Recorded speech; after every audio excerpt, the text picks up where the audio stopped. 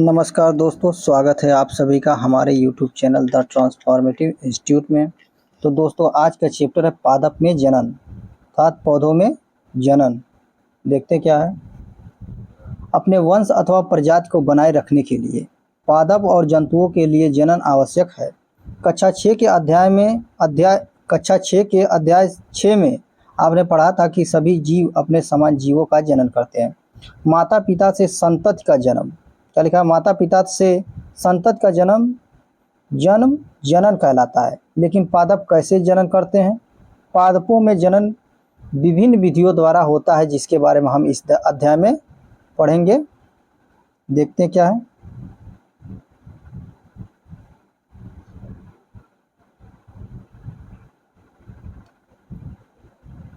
यहाँ से देखते हैं। अधिकांश पादपों में मूल अर्थात जड़, क्या लिखा है? अधिकांश पादपों में जड़, तना और पत्तियां होती हैं। ये पादप के कायिक अंग होते हैं। क्या होता है? कायिक अंग। वृद्धि की निश्चित अवधि के बाद अधिकांश पादपों में पुष्प निकलते हैं। आपने वसंत ऋतु में, क्या लिखा है? आपने वसंत ऋतु में आम के वृक्षों को पुष्पित होते देखा होगा। यही पुष्प बाद में आम के उन रसीले फलों को निर्मित करते हैं जिनका आनंद हम गर्मियों में उठाते हैं। हम फलों को खाते हैं और सामान्यतः बीजों को फेंक देते हैं। बीज अंकुरित होकर नया पादप बनाते हैं। यदि ऐसा है तो पादप में पुष्पों की क्या भूमिका है? ये क्वेश्चन उठता है कि यदि ऐसा है तो पादप में पुष्पों की क्या भूमिका है। देखते हैं पुष्पों की क्या भूमिका है। पुष्प पादप में जनन का कार्य करते हैं। पुष्प पादप में जनन का कार्य करते हैं। वास्तव में पुष्प पादप के जनन अंग होते हैं। क्या होते हैं? पुष्प पादप के जनन अंग होते हैं। किसी पुष्प में केवल नर जनन अंग अथवा मादा जनन अंग या फिर दोनों ही जनन अंग हो सकते हैं। कहने का तात्पर्य यह है कि पौधे में लैंगिक और अलैंगिक जनन दोनों होते हैं। ठीक, यदि लैंगिक जनन होता है तो किसमें होता है? पुष्प में होता है। वही लिखा है पुष्प में पुष्प क्या है? जनन का कार्य करते हैं। पुष्प में आपका नर और मादा दोनों जनन अंग होते हैं, जिससे लैंगिक जनन की क्रिया होती है। पादप अनेक विधियों द्वारा अपने संतति उत्पन्न करते हैं। इनमें जनन दो प्रकार से होता है। देखते हैं कौन कौन सा है। अलैंगिक जनन अर्थात एसेक्सुअल रिप्रोडक्शन, लैंगिक जनन सेक्सुअल रिप्रोडक्शन। अलैंगिक जनन में पादप बिना बीजों के ही नए पादप को उत्पन्न करते हैं, जबकि लैंगिक जनन में नए पादप बीजों से प्राप्त होते हैं। क्या लिखा है? अलैंगिक जनन में पादप बिना बीजों के ही नए पादप को उत्पन्न करते हैं, जबकि लैंगिक जनन में नए पादप बीजों से प्राप्त होते हैं। अब देखते हैं अलैंगिक जनन, एसेक्सुअल रिप्रोडक्शन। अलैंगिक जनन में नए पादप बीजों अथवा बीजाणुओं के उपयोग के बिना ही उगाए जाते हैं। कायिक प्रवर्धन, यह एक प्रकार का अलैंगिक जनन है। कि जनन के प्रकार में हम पढ़ रहे हैं। पहला कायिक प्रवर्धन। कायिक प्रवर्धन का मतलब ये होता है कि जैसे मैंने कोई प्लांट लिया, कोई पौधा लिया, उसके तने भाग को या किसी उसके वेजिटेटिव पार्ट को मैंने क्या किया, उसको ज़मीन में लगाया किसी प्रकार से। उसमें क्या हुआ? नया पौधा उसके वेजिटेटिव पार्ट से, यानी कायिक का मतलब काया, शरीर। ठीक, तो उसके वेजिटेटिव पार्ट से कोई नया पौधा निर्माण हुआ, उसको क्या कहते हैं? कायिक प्रवर्धन। वही लिखा है। यह एक प्रकार का अलैंगिक जनन है जिसमें पादप के मूल या जड़, तने, पत्ती अथवा कली जैसे किसी कायिक अंग द्वारा, क्या लिखा है? ये पॉइंट देखिए, बहुत अच्छी पॉइंट है। यह एक प्रकार का क्या? अलैंगिक जनन है जिसमें पादप के जड़ अर्थात मूल, तने, पत्ती अथवा कली जैसे किसी कायिक अंग द्वारा पादप प्राप्त किया जाता है, अर्थात नया पादप प्राप्त किया जाता है। चूंकि जनन पादप के कायिक भागों से होता है, अतः इसे कायिक प्रवर्धन कहते हैं। ठीक, अब इसको समझते हैं क्रियाकलाप के माध्यम से। गुलाब अथवा चंपा के, क्या लिखा है? गुलाब अथवा चंपा के पौधे की एक शाखा को उसकी पर्व संधि से काटिए। पर्व संधि क्या होता है? पर्व संधि वह पार्ट होता है तने या शाखा का, वह हिस्सा होता है जहां से पत्तियां निकलती हैं। वही लिखा है पर्व संधि तने यह शाखा का वह भाग है जहाँ से पत्तियाँ निकलती हैं। पर्व संधि को अंग्रेजी में नोड कहते हैं। नोड। शाखा के इस टुकड़े को कर्तन या कलम कहते हैं। अब कलम को मिट्टी में दबा दीजिए, कलम को प्रतिदिन पानी दीजिए और इसकी वृद्धि को देखिए।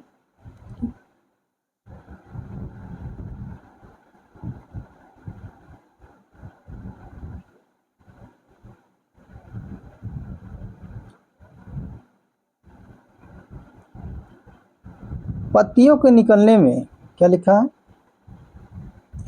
पत्तियों के निकलने में कितने दिन लगे, इस क्रियाकलाप को जल से भरे पात्र में मनी प्लांट का पौधा उगाकर दोहराइए और अपने प्रेक्षणों को नोट कीजिए।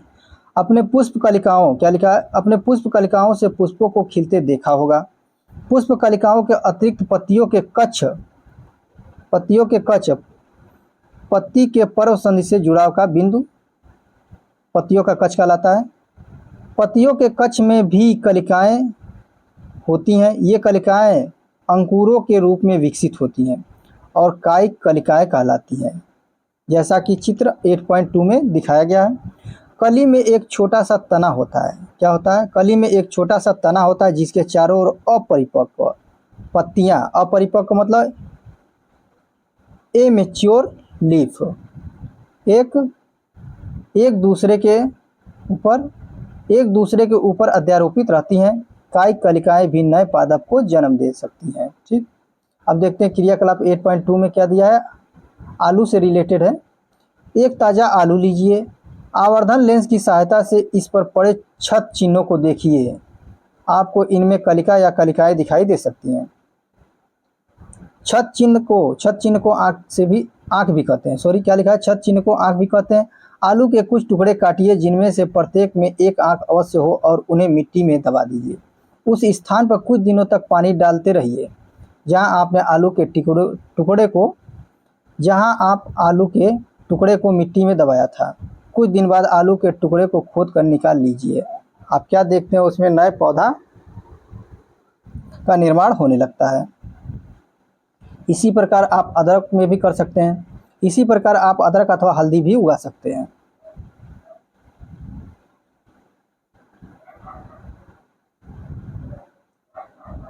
ये देखिए अदरक का एक टुकड़ा जिसमें नए पादप अंकुरित हो रहे हैं। ब्रायोफिलम अर्थात पत्थर चट्टा में पत्ती के किनारे के गर्त में कलिकाएं होती हैं, जैसा कि चित्र 8.4 में दिखाया गया है। यदि इस पादप की पत्ती आर्द्र मृदा पर गिर जाए तो प्रत्येक कलिका नए पादप को जन्म दे सकती है। कुछ पादपों की जड़ें नए पादपों को जन्म दे सकती है। उदाहरण के लिए शकरकंद और डहेलिया।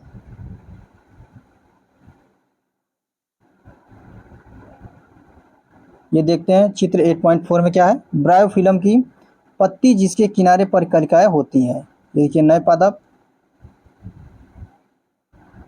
ये पत्ती है। अब देखते हैं कैक्टस जैसे पादप के वे भाग जो मुख्य पादप से अलग हो जाते हैं नए पादप को जन्म देते हैं। प्रत्येक विलग्न भाग मतलब क्या लिखा है? प्रत्येक विलग्न भाग मतलब जो अलग भाग है नए पादप के रूप में वृद्धि कर सकता है। कायिक प्रवर्धन द्वारा पादप कम समय में उगाए जा सकते हैं। बीजों में उगाए जाने वाले पादप की अपेक्षा कायिक प्रवर्धन द्वारा उत्पन्न पादपों में पुष्प और फल कम अवधि में ही आ जाते हैं। नए पादप जनक पादप की यथार्थ प्रतिलिपि होते हैं क्योंकि वे एक ही जनक द्वारा उत्पन्न होते हैं। इस अध्याय में आगे आप पढ़ेंगे कि इसके विपरीत लैंगिक जनन द्वारा उत्पन्न होने वाले पादप में माता पिता दोनों के गुण होते हैं। लैंगिक जनन के परिणाम स्वरूप पादप बीज उत्पन्न करते हैं। देखते हैं मुकुलन क्या होता है। आपने पहले ईस्ट के बारे में पढ़ा है जिसे केवल सूक्ष्मदर्शी द्वारा ही देखा जा सकता है। इसके लिए यदि पर्याप्त पोषण उपलब्ध हो तो ईस्ट कुछ ही घंटों में वृद्धि करके गुणन अर्थात जनन करने लगते हैं। याद रखिए कि ईस्ट एकल कोश का अर्थात एक कोशिकीय जीव है। अब आइए हम देखते हैं कि जनन कैसे करते हैं।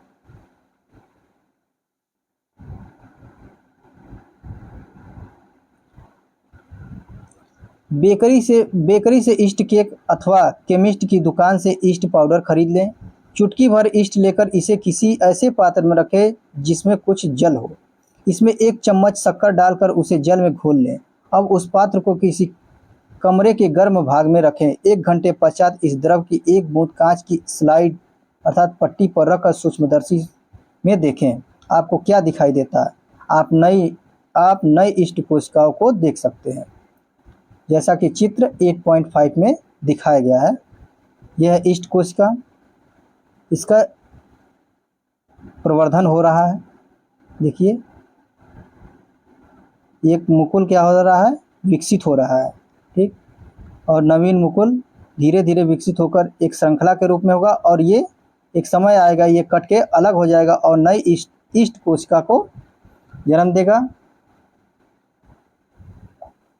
ईस्ट में मुकुलन द्वारा जनन। क्या लिखा, ईस्ट कोशिका से बाहर निकलने वाले छोटे बल्ब जैसा प्रवर्धक मुकुल या कली कहलाता है। मुकुल क्रमशः वृद्धि करता है और जनक कोशिका से विलग होकर नई ईस्ट कोशिका बनाता है। नई ईस्ट कोशिका विकसित होकर परिपक्व हो जाती है और फिर नई ईस्ट कोशिकाएं बनाती है। कभी कभी नवीन मुकुल से नए मुकुल विकसित हो जाते हैं, जिससे एक मुकुल श्रृंखला बन जाती है। यदि यह प्रक्रम चलता रहे तो कुछ ही समय में बहुत अधिक संख्या में ईस्ट कोशिकाएं बन जाती हैं। अब देखते हैं खंडन द्वारा अलैंगिक जनन कैसे होता है।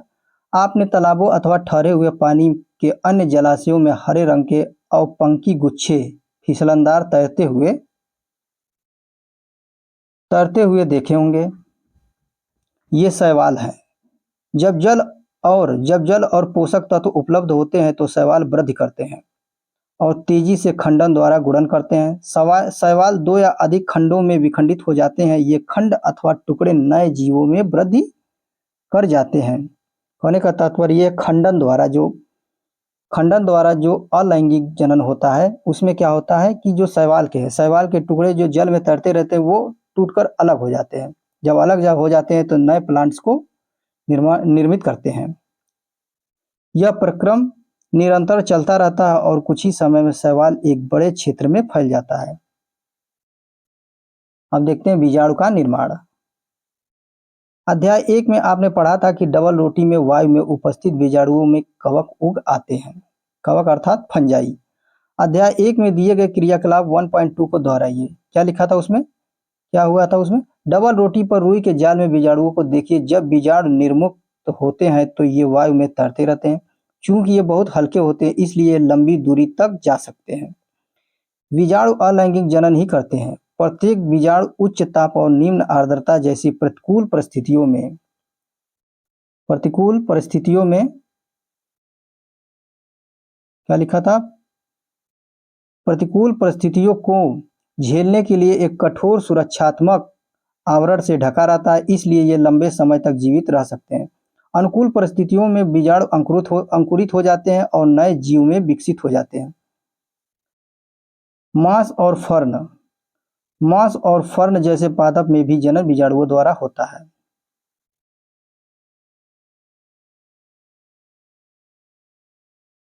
अब देखते हैं लैंगिक जनन।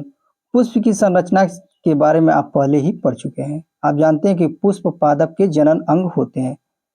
पुंकेसर जो होता है पुंकेसर नर जनन अंग होता है और स्त्री केसर मादा जनन अंग होता है। आपको मैं बता दूं, जो पुष्प होता है इसमें 4 पार्ट होते हैं। पुष्प के 4 भाग होते हैं। कौन कौन से भाग होते हैं?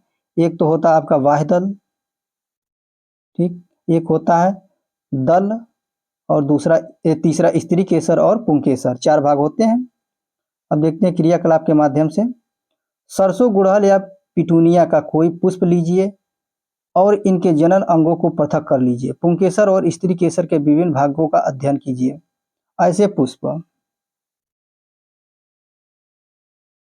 ऐसे पुष्प जिनमें या तो केवल पुंकेसर अथवा केवल स्त्री केसर उपस्थित होते हैं उन्हें एक लिंगी कहते हैं। क्या कहते हैं? एक लिंगी पुष्प कहते हैं। जिन पुष्पों में पुंकेसर और स्त्री केसर दोनों होते हैं वे द्विलिंगी पुष्प कहलाते हैं। अर्थात जिसमें क्या है, नर और मादा दोनों उपस्थित हो उसे क्या कहते हैं? द्विलिंगी कहते हैं। मक्का, पपीता और ककड़ी या खीरे के पौधे में एक लिंगी पुष्प होते हैं, जबकि सरसों, गुलाब में और पिटूनिया के पौधे में द्विलिंगी पुष्प होते हैं।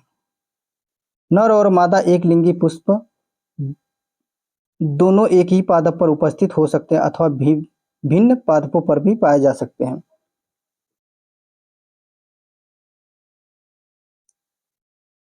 ये देखिए पुंकेसर का चित्र है, जिसमें क्या है, ये परागकोश है और ये पुतंतु है।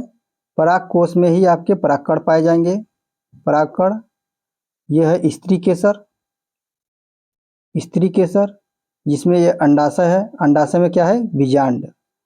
और स्त्री केसर का ये वाला भाग क्या है, वर्तिका, और इसके ऊपर वाला भाग जो है ये वर्तिकाग्र। यहां से देखते हैं परागकोश में क्या होते हैं, परागकण होते हैं जो नर युग्मकों को बनाते हैं। स्त्री केसर में वर्तिकाग्र, वर्तिका और अंडाशय होते हैं। अंडाशय में एक या अधिक बीजांड होते हैं। मादा युग्मक अथवा अंड का निर्माण बीजांड में होता है, जैसा कि चित्र 8.9b में दिखाया गया है।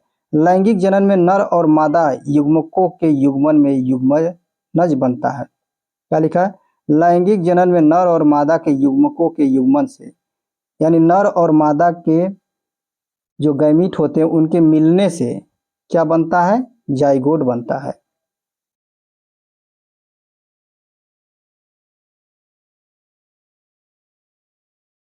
अब देखते हैं परागण क्या होता है।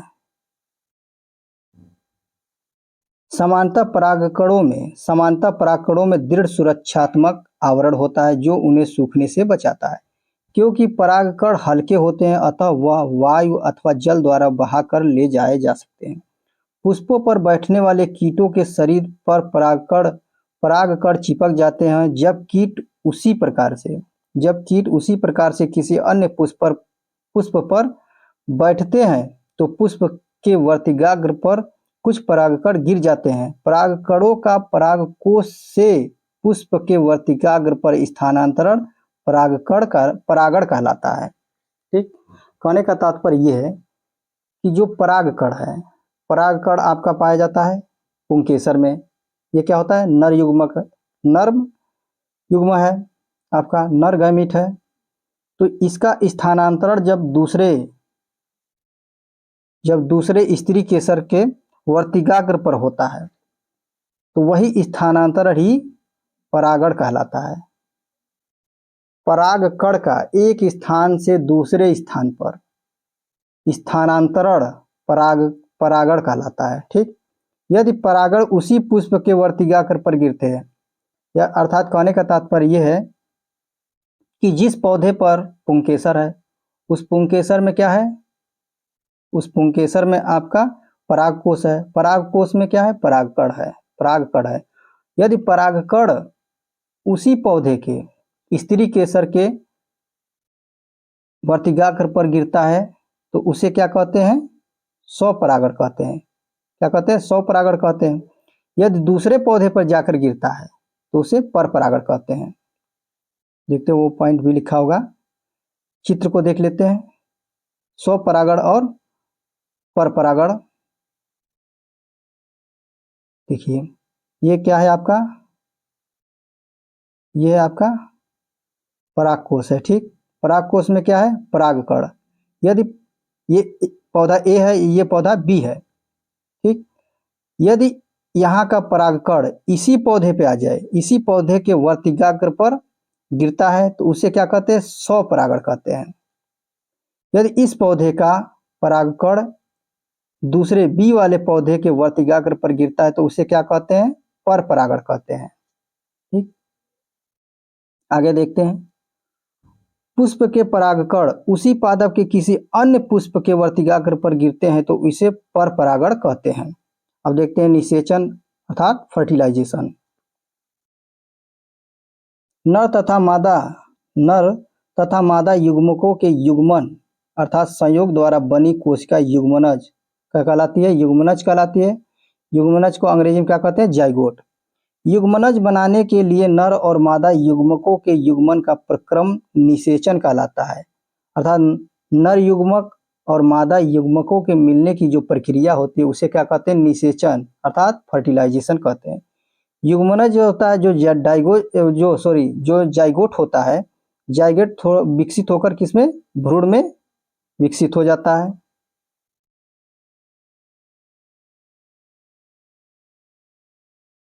अब देखते हैं फल और बीज का विकास। निषेचन के पश्चात अंडाशय फल में विकसित हो जाता है, जबकि पुष्प के अन्य भाग मुरझाकर गिर जाते हैं। क्या लिखा है, निषेचन के पश्चात अर्थात निषेचन के बाद अंडाशय फल में विकसित हो जाता है, जबकि पुष्प के अन्य भाग मुरझाकर गिर जाते हैं। परिपक्व हो जाने पर अंडाशय फल के रूप में विकसित हो जाता है। बीजांड से बीज विकसित होते हैं। बीज में एक भ्रूण होता है जो सुरक्षात्मक बीजावरण के अंदर होता है। कुछ फल, क्या लिखा है, कुछ फल गूदेदार और रसीले होते हैं जैसे आम, सेब और संतरा। कुछ फल कठोर होते हैं जैसे बादाम और अखरोट आदि।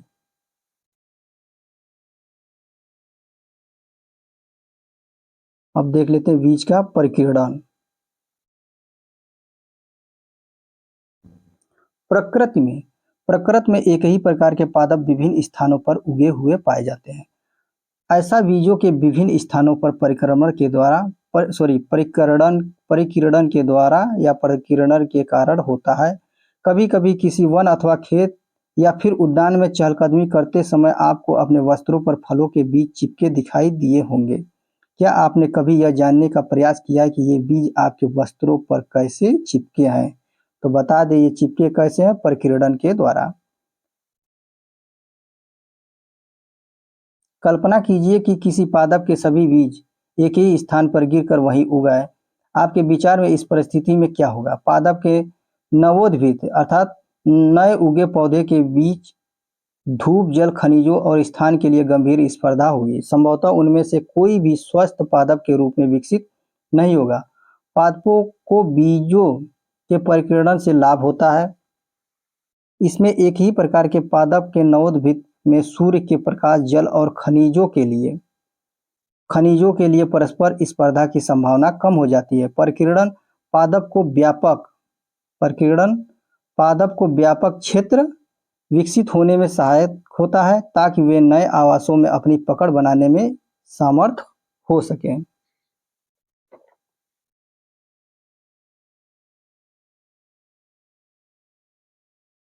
अब देखते हैं, प्रकृति में पादप के फलों और बीजों का परिकरण पवन, जल और जंतुओं द्वारा होता है। ड्रमस्टिक अर्थात सहजन तथा द्विफल मैफिल जैसे पादप के पंख युक्त बीज, घासों के हल्के बीज अथवा आक मदार के रोम युक्त बीज और सूरजमुखी के रोम युक्त फल पवन के साथ उड़कर सुदूर स्थानों तक चले जाते हैं। सुदूर का मतलब दूर स्थानों पर चले जाते हैं। कुछ बीज जल द्वारा परिकिरणित होते हैं। ऐसे बीजों अथवा फल के आवरण स्पंजी अथवा तंतुमय होते हैं ताकि वे जल में प्लवन अर्थात करते हुए एक स्थान से दूसरे स्थान तक जा सके।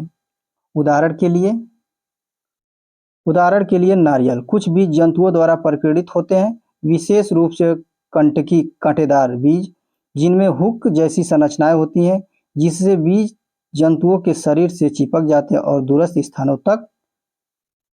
स्थानों तक ले जाए जाते हैं। इसके उदाहरण है यूरेना एवं जैंथियम। चित्र 8.15 में दिखाया गया। ये देखिए जैंथियम का पौधा है।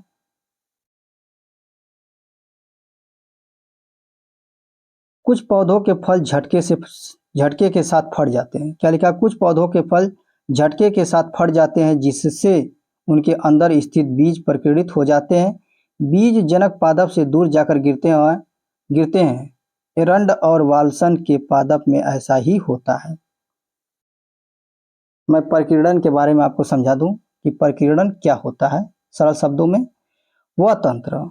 वह एक प्रक्रिया है। जैसे परिकिरण एक प्रक्रिया है जिसके द्वारा पौधों के बीजों को अंकुरण और नए जीवों की स्थापना के लिए नए स्थानों पर ले जाया जाता है।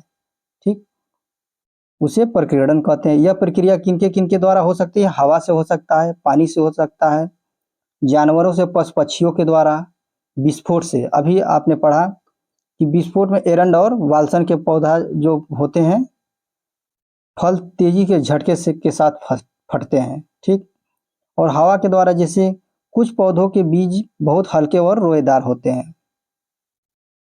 ठीक? ये प्रकीर्णन की प्रक्रिया है। अब देखते हैं जो हम लोगों ने पढ़ा प्रमुख शब्द क्या क्या है, जिनको हमने अभी पढ़ा है। अलैंगिक जनन, मुकुलन, भ्रूण, प्रकीर्णन, निषेचन, खंडन, युग्मक अर्थात जाइगोट, बीजांड, परागकण, लैंगिक जनन, बीजाणु, बीजाणुधानी, परागकोश, कायिक प्रवर्धन, युग्मनज, परागकण, स्त्री केसर और पुंकेसर। अब देखते हैं कि आपने क्या सीखा अभी तक। सभी जीव अपनी किस्म को बनाए रखने के लिए जनन या गुणन करते हैं, मतलब अपने ही जैसी संरचना है। जैसे पुरुष है, पुरुष अपने ही जैसे संतान को जन्म देता है, वही चीज यहाँ पे लिखा है। सभी जीव अपनी किस्म को बनाए रख अपने जाति को अर्थात किस्म को बनाए रखने के लिए जनन या गुणन करता है। पादप में जनन दो प्रकार से होता है, अलैंगिक और लैंगिक जनन। अलैंगिक जनन कुछ विधियां खंडन, मुकुलन, बीजांड, क्या लिखा है? अलैंगिक जनन कुछ विधियां खंडन, मुकुलन, बीजाणु निर्माण और कायिक प्रवर्धन है। लैंगिक जनन में नर और मादा युग्मकों का युग्मन होता है। कायिक प्रवर्धन में पत्तियां, तना, मूल जैसे कायिक भागों से नए पादप उगाए जाते हैं। पुष्प पादप का जनन अंग है। पुष्प क्या है? पादप का जनन अंग है। एक लिंगी पुष्प में या तो नर अथवा मादा जनन होते हैं। क्या लिखा? एक लिंगी पुष्प में या तो नर अथवा मादा जनन अंग होते हैं। द्विलिंगी पुष्प में नर और मादा जनन अंग दोनों ही होते हैं। नर युग्मक परागकणों के अंदर और मादा युग्मक बीजांड में पाए जाते हैं। किसी पुष्प के पराग कोश से ऊपर, क्या लिखा? किसी पुष्प के पराग कोश से उसी पुष्प पर अथवा किसी अन्य पुष्प के वर्तिकाग्र तक परागकणों के स्थानांतरण का प्रक्रम परागण कहलाता है। परागण दो प्रकार का होता है, स्वपरागण और परपरागण। स्वपरागण में परागकण, क्या लिखा? स्वपरागण में परागकण पराग कोश के उसी पुष्प के वर्तिकाग्र पर स्थानांतरित होते हैं। परपरागण में परागकण एक पुष्प के परागकोश से उसी प्रकार के दूसरे पुष्प के वर्तिकाग्र पर स्थानांतरित होते हैं।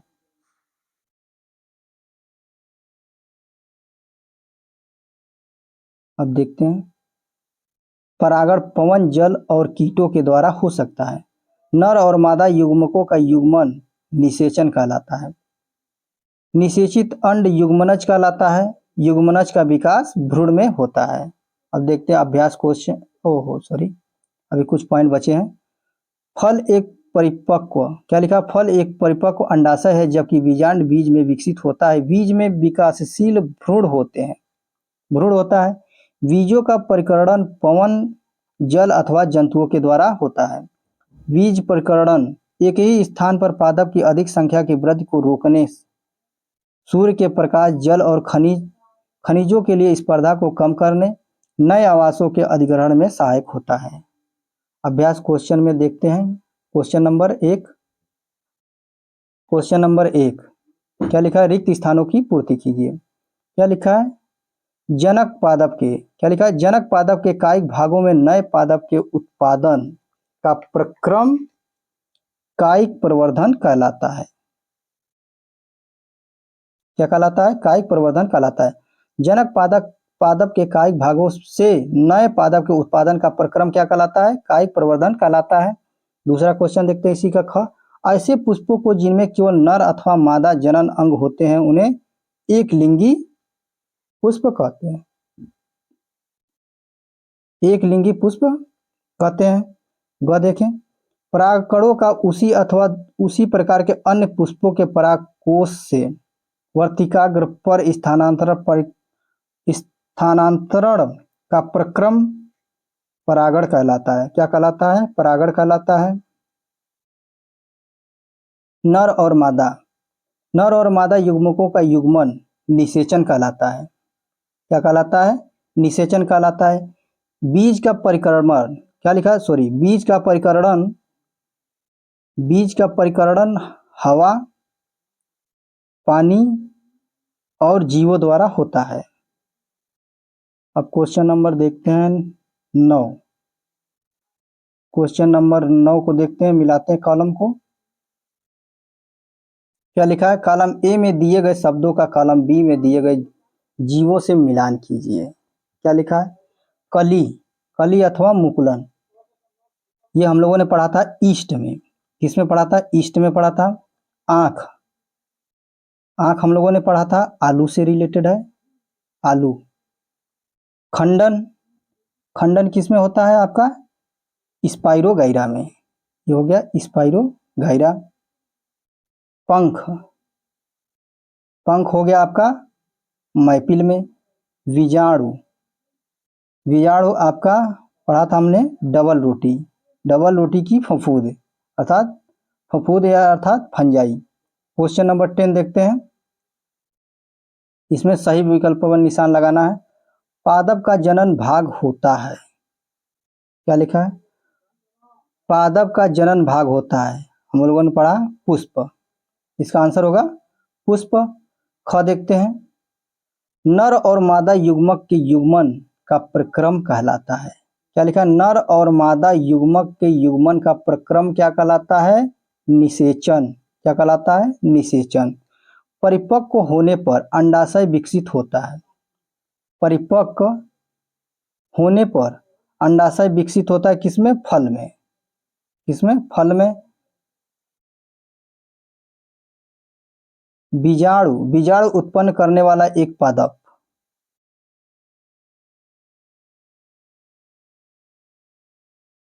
इसमें आपका आंसर होगा सेकेंड, डबल रोटी का फफूंद। डबल रोटी का फफूंद। देखते हैं अगला क्वेश्चन। ब्रायोफिल्म अपने जिस भाग द्वारा जनन करता है। क्या लिखा है? ब्रायोफिल्म, ब्रायोफिल्म को हम लोगों ने क्या पढ़ा था? पत्थर चट्टा। ब्रायोफिल्म अपने जिस भाग द्वारा जनन करता है वह भाग है, क्या है? पत्ती। क्या है? पत्ती।